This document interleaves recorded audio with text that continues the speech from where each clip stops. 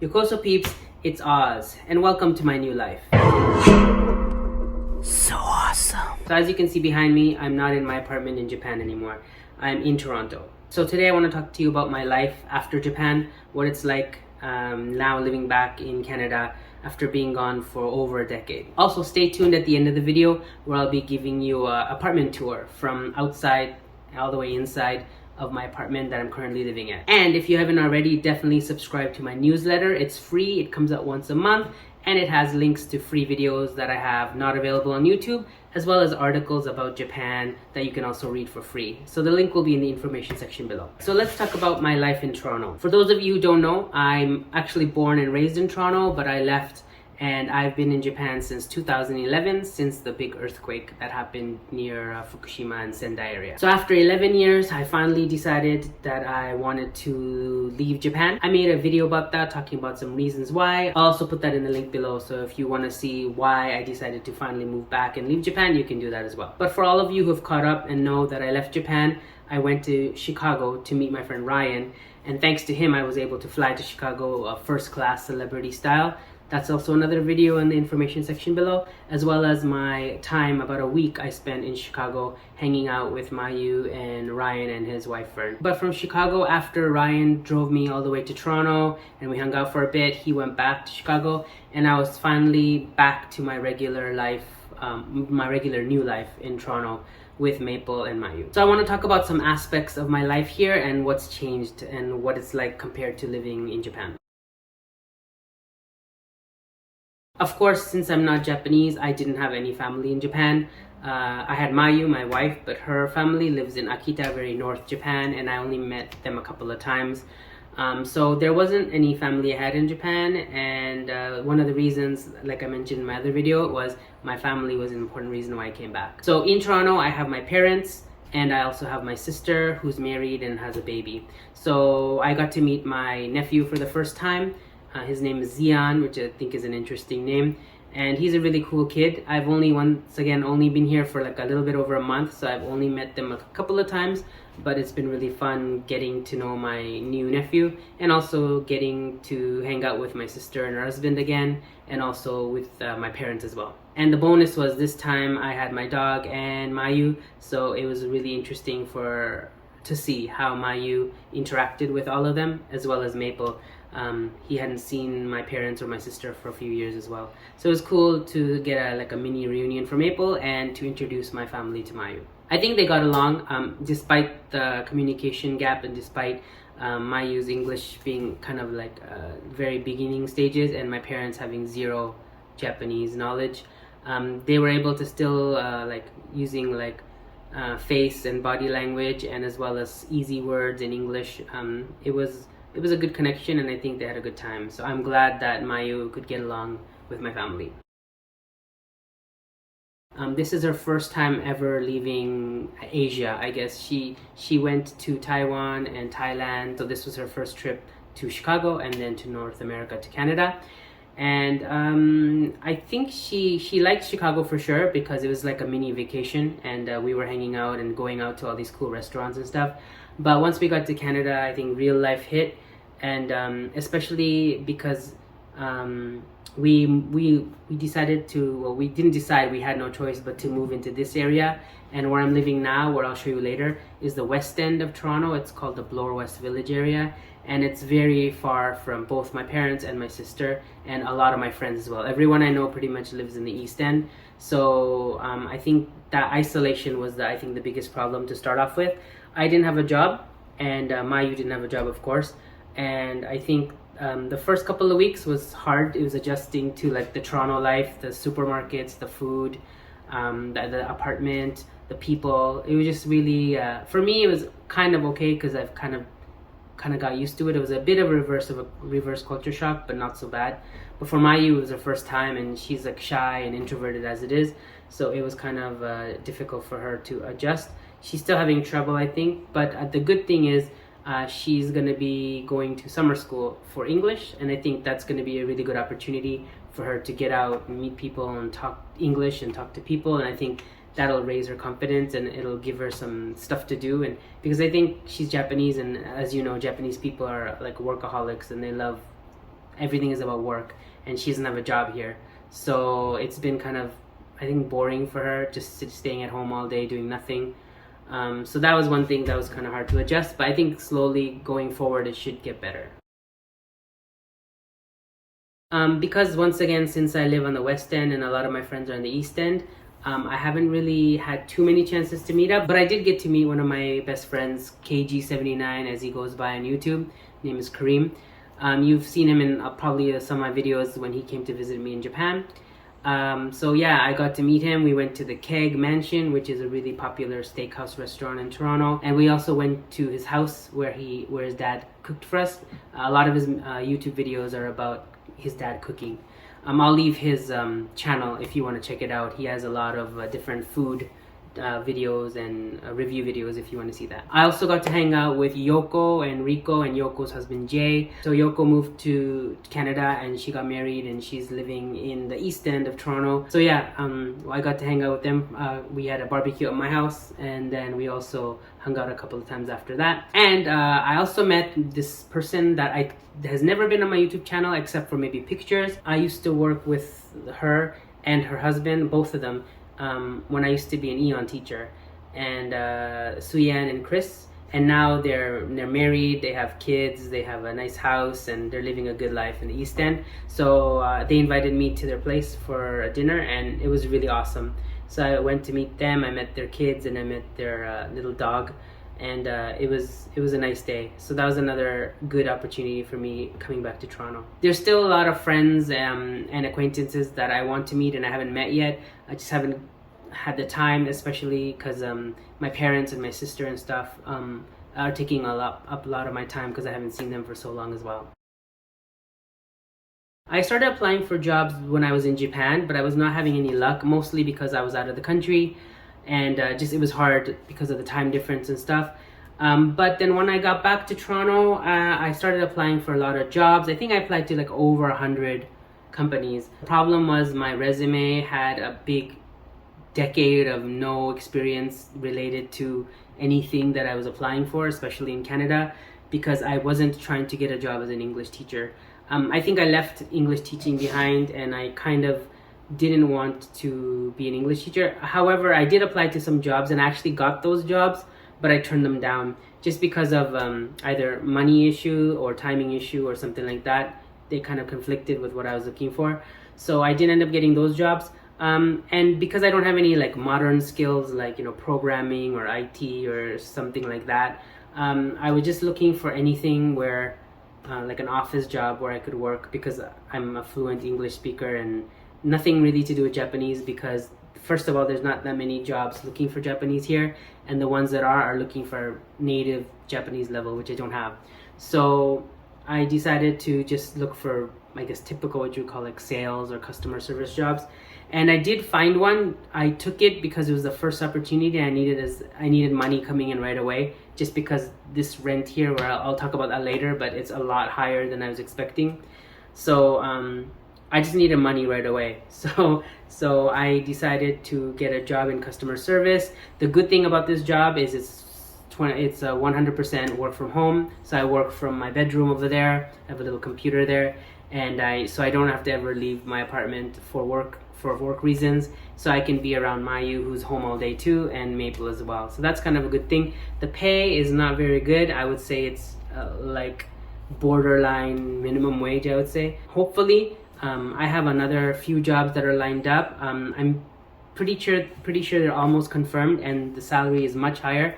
The only thing I'm waiting for is to do security clearance checks here in Canada. They need to know like the last 5 years of my jobs and my living, and since it's outside of Canada, it's in Japan, it's a lot harder to get all that validated and cleared. So I've just been waiting on that, and I'm not gonna lie, that's the biggest frustration, because one of the things I had to do was have a police report, which had they mentioned that before, I would have gotten while I was in Japan, but they didn't tell me that until after I moved to Canada. And then now that I'm in Canada, I had to go to the Japanese consulate, and it takes 3 months to get it done. So I've been waiting on that pretty much. And once that clears, hopefully I'll be able to get another job which pays higher and is a much better job. And it's closer to what I want to do. It's very different. First of all, it feels like COVID never existed. I think I came right at the point where all the restrictions got released, so I never got to see the lockdowns and the mask mandates and all that stuff. Because when I got here, I felt like I'd gone back to the future. I'd gone back to like 2003 or something, because nobody wears masks, nobody social distances, nobody acts like there's any kind of virus at all. On the TTC, which is like the public transportation, there is a mask mandate, but I would say 50% of the people don't wear masks, and out and about, like 0%. It's like hardly ever do I see anyone wearing a mask. So that was a big shock. Just the way that people, I guess, like I said, I wasn't here for the hard times, so I just see from in Japan, where we were still social distancing and wearing masks, and it's just like a regular thing, and to here where it doesn't exist anymore, it was kind of weird. So I'm kind of adjusting to that. It's a bit scary, but I have my like vaccines and things, so hopefully I'm okay. I noticed the biggest change for me was price. I don't know how much inflation is supposed to be, but after a decade, I didn't think it'd be that much, but literally I think things jump like 10 times more expensive, especially rent and stuff. Even food and everything, restaurants and everything is like 3 or 4 times more expensive than I was used to. So coming here and seeing those prices, I was a bit shocked. And yeah, Toronto life has been good. We came at the perfect time. We came like, in the summer. So now it's warm, it's nice, but it's not hot and humid, super humid and sweaty humid like it was in Japan. So it's kind of good, like getting used to like the Toronto summer, which I prefer. And we went to do some sightseeing here and there, places like Central Island and stuff. So yeah, I think life in Toronto, despite not having a good job yet and still like kind of up in the air with apartment stuff, it's been so far so good. When I came, I had to have an apartment ready to go before I got here because I had Maple, so I needed a pet-friendly place, and I came with 2 suitcases, so I had no furniture. So I needed a furnished place that allowed pets. So that was the first priority, and also I didn't have a job yet, so I needed a place that would let me live without having any kind of like, I guess, credit check or proof of employment and stuff like that, and with no lease, pay pretty much month to month. So kind of like an Airbnb. And so it was really hard finding a place, but which is why I had to find the place I'm at. But luckily I got this place and everything worked out. But the rent is pretty high, I'm not gonna lie. I'm paying $2,000 a month, which I guess is a bit on the higher scale, but considering it's pet friendly and furnished, and I'm gonna show you what it looks like, the size and stuff, it's not too bad. But definitely I can't keep this up unless I get a better job. And hopefully unfortunately this place, I've kind of rented it out only for temporarily, like a sublet, for until the end of August. So once September hits, I'm gonna have to look for another place anyway. But yeah, rent is really high, but the apartment is pretty decent. And like I said, it's in the West End. It's kind of like far from everything, and especially where if I get the job that I'm wanting to get, it'll be on the East End, so I'm gonna have to move regardless. Just close to a station called Runnymede Station. I've never really been around here that much, even when I used to live in Toronto, but it's pretty nice and trendy around the Bloor area. But once you go north near Dundas and stuff, it kind of gets a little like ghetto. So I kind of live on that gray zone where I'm like a little bit close to like where all the rich people live, but also just like 1 block away from where all the ghetto things are.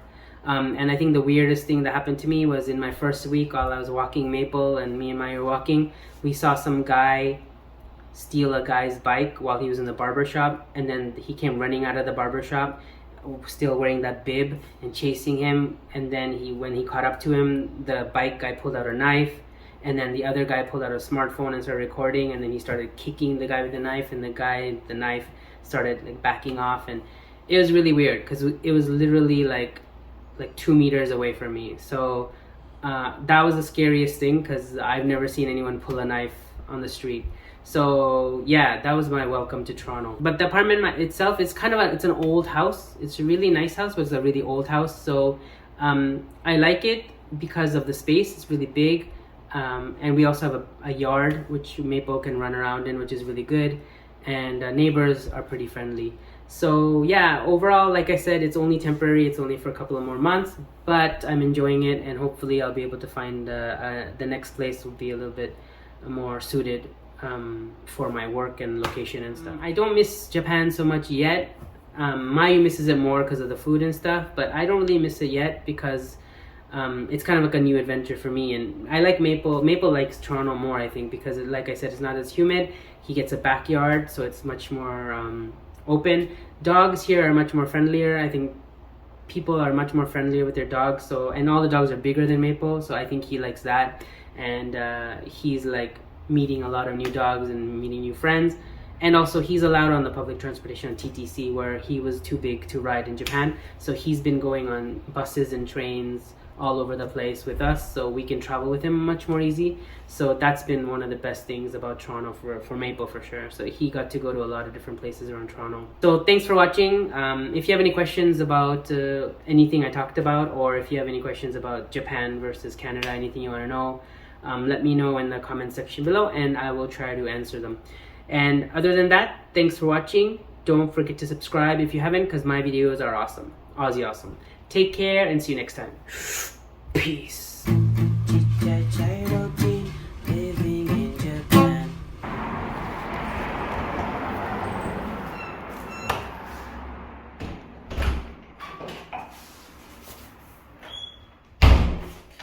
The weird part is my door opens up into the bedroom, which is weird. As you can see, Mayu and Maple. And there's a fireplace that doesn't work. And the bedroom is pretty nice. It's a bit dark, and lamp here. This is my little temporary workstation, work from home station computer. And yeah, this is our bedroom. Then from our bedroom, it opens up to this room, which is, I guess, our living room. We have like a nice wine cabinet that we never use. Yeah, as you can see, TV and couches. Maple's, there's an exercise bike here. Maple's crate. There's another table here. We use that as a desk. Maya uses that. Then a couch and like a coffee table thing. And lots of cabinets here. And then here is our little vacuum buddy we never use, and some place to put my clothes.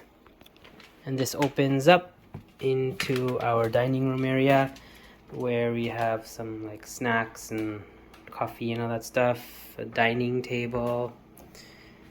And this is another kind of desk setup here. I don't use this because I need like a direct line to the computer rather than a Wi-Fi. And that's Maple's bed. He watches us eat. This is the kitchen. It's kind of tight here. It's kind of narrow, but it's not bad. There's our sink and dishes and lots of cabinets. And then there's a stove and an oven and a big fridge here. Right. Here is our actual bathroom with, you know, regular stuff, sink stuff, toilet stuff, and shower. So that's cool. This is Maple's favorite area, as you can see. It's a place that opens up to the yard. And our yard area is nice and big. We have a barbecue place here and a place to sit. There's a shed where the owners of the house use for storage. And this is the backyard area. It's pretty wide. There's a place for Maple to run around in, and trees. And then it goes all the way down to there, where they have the garbage and recycling area. There's a laundry room down there in the basement. I won't show you that right now.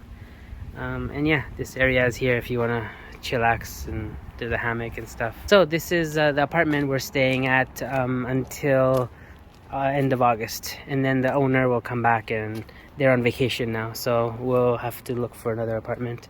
So yeah, Maple, do you like this place? Yeah, nice apartment.